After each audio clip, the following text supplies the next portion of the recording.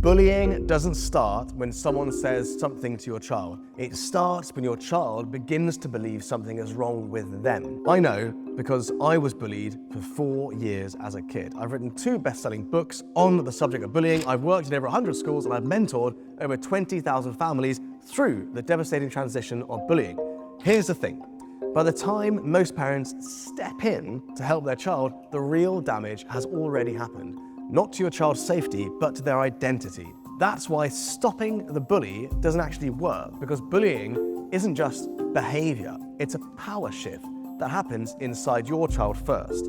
I've just released a full workshop breaking down everything I know about bullying for the last 15 years, working with thousands of parents, how it actually works, why it repeats, and how to train kids to come out stronger, not smaller. So, if you are a parent, watch the workshop, subscribe, because this is the guidance most families never get until it's too late.